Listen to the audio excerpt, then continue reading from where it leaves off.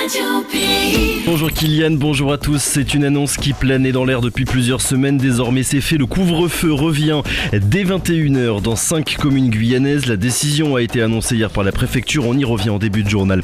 Couvre-feu donc et pas de carnaval 2021.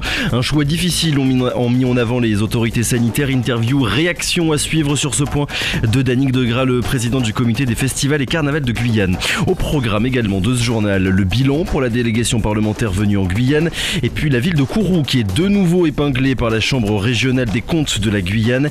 Enfin, les fêtes approchent et il faut parfois se creuser un petit peu la tête pour trouver un cadeau original. Et si vous offriez cette année un sextoy à votre partenaire, si l'idée vous intéresse, restez avec nous jusqu'à la fin du journal. Radio Pays 7h, c'est le journal de la rédaction de Radio Pays, bienvenue à tous. Un journal un peu comme le jambon de Noël ce matin qui va piquer sur la fin. Bienvenue à tous et prudence à vous sur les routes. On nous signale un accident au niveau de la cité Uranus, donc prudence avec notamment les ralentissements. Et n'oubliez pas que les voies de circulation, nous les partageons ensemble. Tout comme nous partageons cette information que vous avez certainement eue depuis hier soir via les différents réseaux sociaux. Pas de carnaval et un couvre-feu allongé pendant les vacances. Oui, c'est à Paul-Marie Claudon, le secrétaire général de la préfecture, qui est revenu la tâche d'annoncer ces nouvelles mesures, des mesures de freinage dans le cadre de la lutte contre la propagation du virus Covid-19, des mesures qui interviennent en réponse à l'augmentation ces derniers jours du nombre de cas de Covid-19 partout sur le territoire. Parmi ces décisions, la préfecture a donc choisi d'annuler le carnaval. Ainsi, 2021 sera une année sans bal ni défilé de rue. L'évolution aujourd'hui de la situation sanitaire ne permettra pas d'envisager l'organisation du carnaval en 2021, que l'on parle des bals Paris masqués ou même des défilés. Donc il n'y aura pas de carnaval en 2021 pour les raisons évidentes de circulation du virus et notamment la question de l'organisation de ce type de rassemblement qui aujourd'hui évidemment serait impossible compte tenu des contraintes de distanciation que l'on doit observer, notamment pour éviter évidemment la propagation dans les zones les plus urbaines. Ça sera une année sans carnaval. Il faudra sans doute réfléchir à une autre temporalité sur ces manifestations. Les annonces donc faites hier concernant le couvre-feu qui redescend à 21h et bien entendu nous en parlerons dans le supplément pays dès 8h20. Vous serez d'ailleurs invités, vous êtes les invités du supplément aujourd'hui puisque nous vous demanderons votre avis. Est-ce que ces annonces vous paraissent justifiées? Vous serez donc les bienvenus au 05 94 25 76 25 dans le supplément. Les masques et les paillettes resteront également dans les placards l'année prochaine. Et ouais, 2021 se fera donc sans bal Paris masqué ni défilé de rue. Une décision qui était attendue, on vient de l'entendre, et qui n'étonne pas, d'autant plus que les carnavals du Brésil et de l'Hexagone avaient d'ores et déjà fait l'objet d'une annulation. Une sage décision qui aurait mérité une consultation des acteurs du carnaval, explique Danick Degras, le président du comité des festivals et carnavals de Guyane. Moi je m'y attendais, de toute manière on s'y attendait tous. Je crois que c'est une sage décision, de toutes les façons. Je crois que le Covid ne nous laisse pas tellement le choix. Et effectivement, comme l'a dit donc le secrétaire général de la préfecture, organiser de telles manifestations de grande ampleur, ça serait quasiment, je dirais même, quelque chose impossible. Nous n'avons pas eu de consultation, je tiens à le dire. On aurait pu donner notre avis, même si nous allons dans le même sens. Je crois qu'il faut pas se leurrer, nous allons dans le même sens. Mais c'est vrai que ça aurait été aussi quand même bien de pouvoir réunir au moins les acteurs du carnaval, aussi bien les tenanciers donc des dancing que les représentants de groupes. Voilà, ça aurait été bien de pouvoir en débattre un peu. Maintenant, vous savez, c'est la préfecture, quoi. Je veux dire, nous, on ne fait que subir. Voilà, c'était Danick Degras, le président du comité des festivals et carnavals de Guyane, qui répondait aux questions d'Arnaud Béry-Lolsirder. Autre annonce faite hier, le couvre-feu, il s'étendra dès vendredi soir de 21h à 5h du matin dans les 4 communes de l'agglomération de Cayenne ainsi que Kourou. Il est 7h08 et Victor, plus que jamais, nous faisons le point sur l'évolution de l'épidémie en Guyane. 51 nouveaux cas ont été déclarés positifs hier par les autorités sanitaires. 51 cas sur 733 tests, soit un taux de positivité de presque 7%. Du côté des hospitalisations, 2 nouveaux patients ont été admis à l'hôpital, ce qui porte à 14 le nombre de malades actuellement hospitalisés. 2 personnes également sont en réanimation depuis le début de l'épidémie en mars dernier. Plus de 11 900 cas positifs ont été recensés partout en Guyane. 7h09, l'heure est au bilan pour la délégation parlementaire venue en Guyane. Et oui, les 10 membres de cette délégation, 5 sénateurs et 5 députés étaient arrivés, on le rappelle, en Guyane pour la plupart en même temps que la ministre des Armées Florence Parly, la la semaine dernière. Restés 4 jours sur place, ils sont venus se rendre compte des questions de défense. Les forces armées sont en mission partout sur le territoire. Il y a un manque de moyens concernant le matériel, a remarqué le sénateur Christian Cambon. Il est le président de la commission des affaires étrangères, de la défense et des forces armées.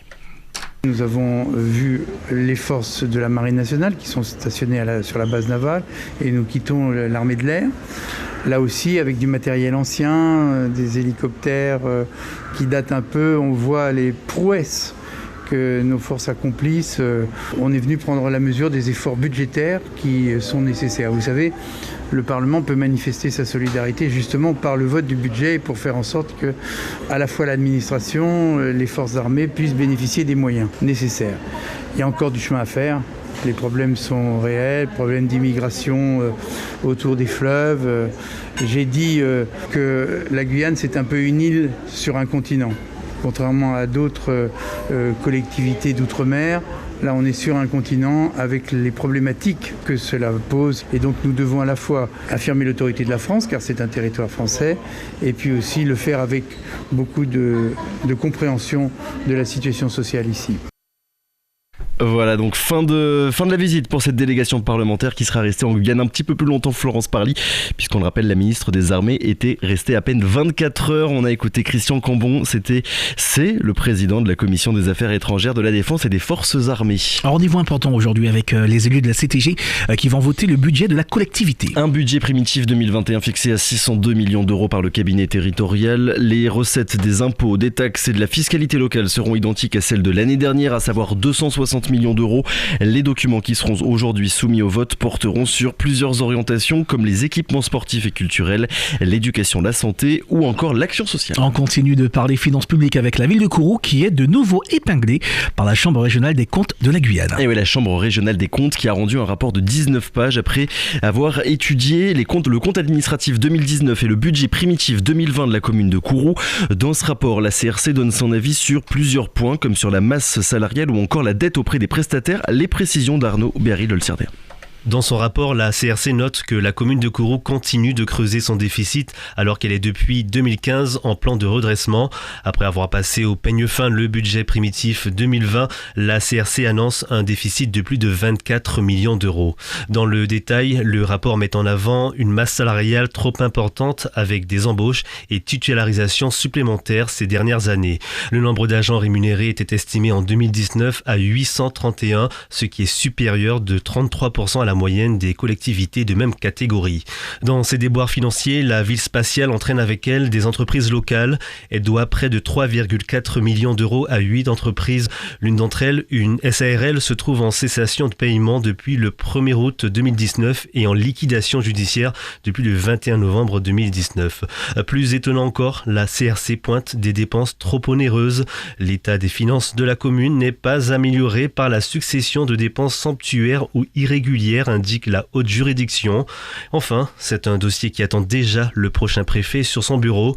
La Chambre régionale des comptes recommande au préfet de régler le budget primitif de 2020 de Kourou. Les précisions d'Arnaud Berry-Lolsierder. Ajoutons pour terminer sur le sujet que Kourou continue de creuser son déficit et ce malgré le plan de redressement, ce plan qui avait été adopté depuis 2015. Allez, on va vous parler de Noël et des cadeaux qui sont possibles pour ces fêtes de fin d'année. Avec un peu de légèreté ce matin, je vous l'avais annoncé au début, qui va piquer un peu comme le jambon de Noël. On parle sextoy ce matin dans le journal et pourtant, vous le savez, pour ceux qui ont déjà essayé, il est inutile de taper sex shop sur Google, sex shop Guyane, vous ne trouverez strictement rien du tout. Et non, aucun sex shop nulle part en Guyane, pas même à Cayenne. Si vous avez envie de vous acheter un accessoire érotique, comme on dit élégamment, il faudra passer par de la commande sur internet, ou du moins il fallait passer jusqu'à tout récemment car un Guyanais a lancé son entreprise pour vendre des sextoys. Ça s'appelle 97 Sex et la nouveauté de cette entreprise, c'est qu'elle n'a pas de magasin. Tout se passe via les réseaux sociaux car tous les sex shops qui ont ouvert à Cayenne ont fermé.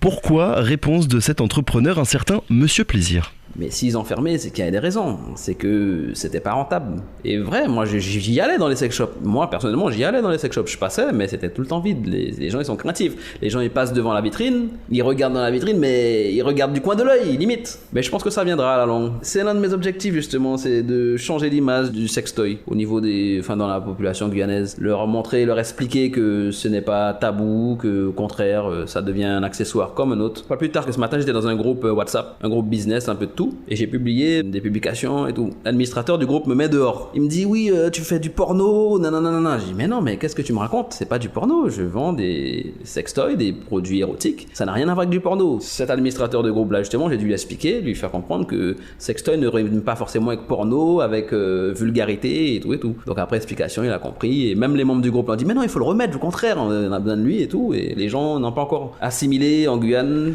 la notion de sextoy. Voilà, donc les sextoys, ça n'a rien de vulgaire. Et si ça vous intéresse, pour entrer en contact avec ce monsieur plaisir, c'est uniquement sur sa page Facebook ou par WhatsApp que ça se passe. 97 sexe tout attaché. Le numéro de téléphone est indiqué dessus. Vous ne pourrez pas dire que vous ne saviez pas comment rentrer en contact avec lui. 973 sexe SEX.